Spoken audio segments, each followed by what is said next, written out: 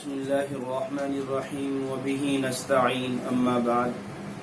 ناظرین، آپ کے سامنے فمن اظلم 24ویں پارے کا خلاصہ پیش کیا جا رہا ہے، جس کا آغاز اس سوال سے ہوتا ہے کہ اس شخص سے بڑا ظالم کون ہوگا جو اللہ کی طرف جھوٹ منسوب کرے، یعنی یہ کہے اللہ کے ساتھ دوسرے بھی شریک ہیں اور سچی بات قرآن کا جبکہ وہ اس کے پاس رسول کے ذریعے پہنچے انکار کرے، یعنی قرآن کا بھی انکار کر رہا ہے اور اللہ کی طرف بھی جھوٹی بات منسوب کر رہا ہے۔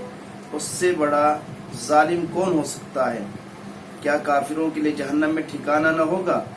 آگے کچھ اور حقائق کے توحید سے متعلق بیان کیے گئے ہیں، مثلا یہ کہ دیوتاؤں کے مقابلے میں اللہ کافی ہے، ہدایت اور گمراہی اللہ ہی کی طرف سے ہے، زمین و آسمان اللہ نے پیدا کیے ہیں، اللہ کے نفع و نقصان کو کوئی ٹال نہیں سکتا، اگر اللہ کسی کو تکلیف پہنچانا چاہے تو یہ پتھر کے بے جان بت سب مل کر بھی خدا کی دی ہوئی ادنا تکلیف کو دور نہیں کر سکتے، اور اگر وہ راحت پہنچانا چاہے تب بھی ان کے بس میں اس راحت کو روکنا نہیں ہے۔ 2-3 آیتوں کے بعد ارشاد فرمایا کہ اللہ ہی موت کے وقت روحوں کو قبض کرتا ہے، اور جو ابھی مرا نہیں اس کی روح سونے کے وقت قبض کرتا ہے، اور پھر وہ جس پر موت کا فیصلہ کرنا چاہے اسے روک لیتا ہے، اور باقی روحوں کو ایک معینہ مدت کے لیے واپس بھیج دیتا ہے۔ آیت کا منشا یہ ہے کہ انسان اس حقیقت کو اچھی طرح محسوس کر لے کہ زندگی اور موت دونوں اللہ کے اختیار میں ہے۔ کوئی شخص بھی یقین کے ساتھ یہ دعویٰ نہیں کر سکتا کہ وہ رات کو سو کر صبح کو زندہ سلامت اٹھے گا۔ اسی طرح کوئی بھی شخص قطعی طور پر یہ نہیں کہہ سکتا کہ اگلے لمحے اس کی حقیقت کیا ہوگی، وہ اس لمحے میں موجود ہوگا یا نہیں ہوگا۔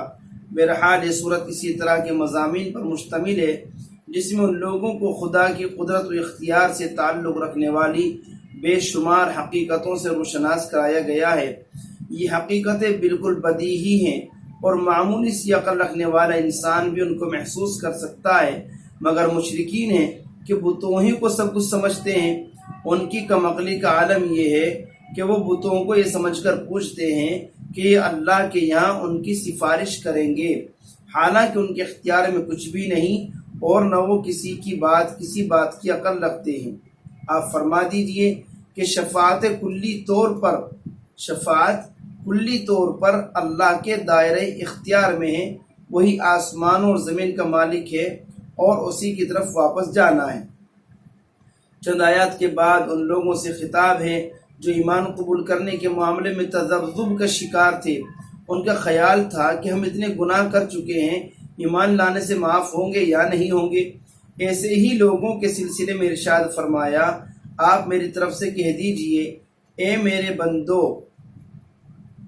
جنہوں نے اپنے اوپر گناہ کر کے ظلم کیا ہے، یا عبادی الذین اسرفوا علی انفسہم، جنہوں نے گناہ کر کے اپنے اوپر ظلم کیا، لا تقنطوا من رحمت اللہ، وہ اللہ کی رحمت سے مایوس نہ ہو، اللہ تعالیٰ تمام گناہ معاف کر دے گا، وہ بڑا بخشنے والا رحم کرنے والا ہے۔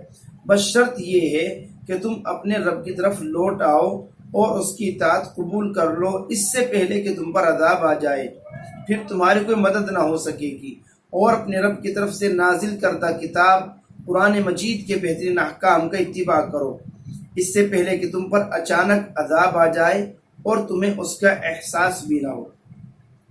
اس وقت کوئی انسان یہ نہ کہے کہ ہائے افسوس اس کوتاہی پر جو میں نے اللہ کی جناب میں کی ہے، واقعی میں مضحکہ اڑانے والوں میں سے تھا۔ یا کوئی شخص یہ کہے اگر اللہ مجھے ہدایت سے نواز دیتا تو میں بھی متقین میں سے ہو جاتا۔ یا کوئی شخص عذاب دیکھ کر یہ نہ کہے اگر مجھے ایک موقع اور مل جائے تو میں بھی نیک عمل کرنے والوں میں سے ہو جاؤں۔ 1-2 آیتوں کے بعد فرمایا، جن لوگوں نے اللہ کو جھٹلایا تھا آپ قیامت کے دن ان کے چہرے سیاہ دیکھیں گے، کیا متکبرین کے لیے جہنم میں ٹھکانہ نہیں ہے؟ اگلے رکوع میں قیامت کا ذکر ہے اور اس کا نقشہ کچھ اس طرح کھینچا گیا کہ اس روز سور پھونکا جائے گا اور آسمان و زمین میں جو لوگ ہوں گے سب کے ہوش اڑ جائیں گے مگر جس کو اللہ محفوظ رکھے۔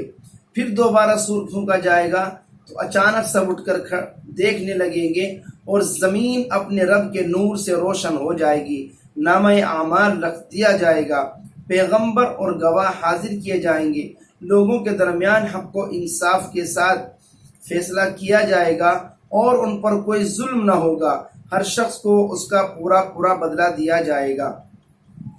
اس کے بعد سورہ مومن ہے۔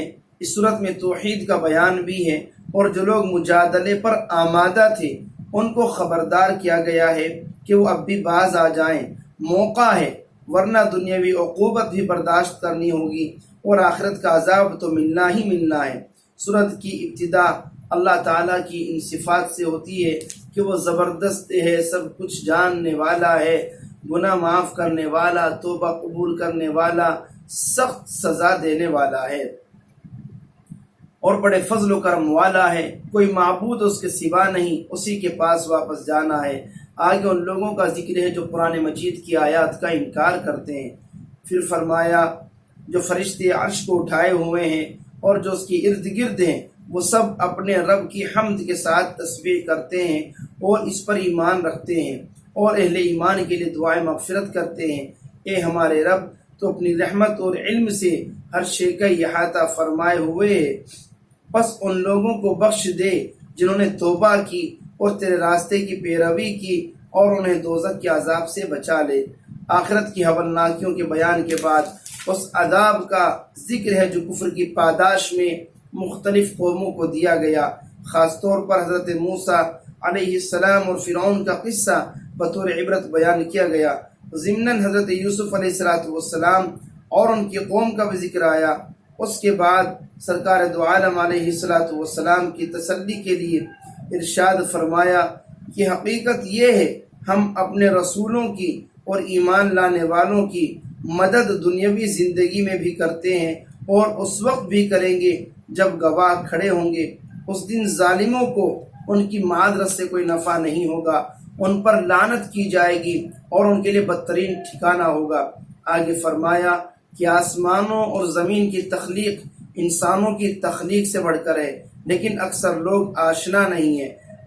حقیقت یہ ہے اندھا اور بینا اور نابینا دونوں برابر نہیں ہو سکتے، اسی طرح بدکار و صالح بھی برابر نہیں ہو سکتے، مگر یہ حقیقت تم لوگ کم ہی جانتے ہو۔ اگلی صورت الف لام میم سجدہ ہے۔ اس صورت میں جو مضامین ہیں ان کو اجمال کے ساتھ اس طرح بیان کیا جا سکتا ہے کہ کتاب اللہ ہی نے نازل کی ہے اور تمہاری زبان میں نازل کی ہے۔ اس میں جو کچھ بیان کیا گیا ہے اگرچہ جاہل لوگ اس کی حقیقت تک نہیں پہنچ پاتے، مگر اہل عقل و دانش اس حقیقت کی روشنی کو آنکھوں سے بھی دیکھ رہے ہیں اور اس سے فائدہ بھی اٹھا رہے ہیں۔ تم نے اپنے دلوں پر غلاف چڑھا لیے ہیں اور اپنے کان بند کر لیے ہیں۔ پیغمبر کا یہ کام نہیں کہ وہ تمہیں زبردستی سنائیں، وہ تم جیسے ایک انسان ہیں، ان کی طرف وحی نازل کی جاتی ہے۔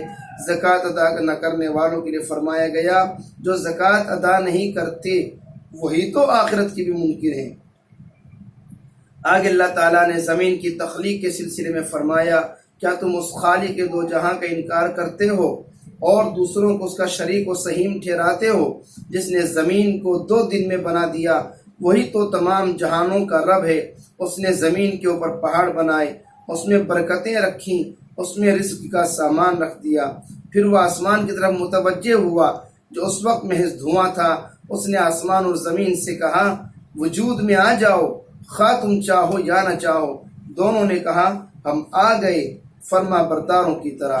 تب ہم نے 7 آسمان 2 دن میں بنا دیے اور ہر آسمان کے سپرد اس کا معاملہ کر دیا، اور آسمان نے دنیا کو ہم نے ستاروں سے زینت دی۔ اگلی آیات میں قوم عاد اور قوم سمود کا ذکر ہے، پھر اسی مضمون کی طرف واپسی ہے جو مشرکین کے عقائد کے سلسلے میں مسلسل چل رہا ہے۔ فرمایا اس وقت کا تصور کیجئے جب اللہ کے دشمن دوزخ کی طرف لے جا کر گھیر لیے جائیں گے۔ جب وہ پہنچ جائیں گے تو ان کے کان، ان کی آنکھیں، ان کے بدن کی کھالیں ان کے خلاف ان کے اعمال کی گواہی دیں گے۔ وہ لوگ اپنی کھالوں سے کہیں گے کہ تم نے ہمارے خلاف گواہی کیوں دی؟ وہ جواب دیں گی ہمیں اللہ نے زبان دی ہے جس نے ہر چیز کو گویائی بخشی، اسی نے تم کو پہلی مرتبہ پیدا کیا تھا اور اسی کی طرف تمہیں لوٹ کر جانا ہے۔ اور جب تم چھپ چھپ کر گناہ کرتے تھے کہ کبھی تمہارے کان، تمہاری آنکھیں اور تمہاری کھالیں تمہارے خلاف گواہی دیں گی۔ چند آیت کے بعد قرآن کریم کا ذکر کرتے ہوئے فرمایا یہ ایک زبردست کتاب ہے، نہ باطل اس کے سامنے سے مقابلے پر آ سکتا اور نہ پیچھے سے وار کر سکتا ہے۔ یہ خدائے حکیم و حمید کی طرف سے نازل کی جانے والی کتاب ہے۔ اس میں آپ سے کوئی بات ایسی نہیں کہی گئی ہے جو آپ سے پہلے انبیاء سے نہ کہی گئی ہو۔ بلا شبہ آپ کا رب بخشنے والا ہے اور دردناک عذاب والا ہے۔ یہ بھی کہا گیا اگر ہم اس قرآن کو عجمی زبان میں نازل کرتے تو لوگ کہتے کیوں نہ اس کی آیات کھول کھول کر بیان کر دی گئیں، کیا قرآن عجمی ہے اور رسول عربی ہے؟ آپ فرما دیجئے یہ قرآن ایمان لانے والوں کے لیے ذریعہ ہدایت بھی ہے اور ذریعہ شفا بھی ہے، مگر جو لوگ ایمان والے نہیں ہیں ان کے کانوں میں یہ ڈانٹ ہے اور ان کی آنکھوں پر پٹی ہے۔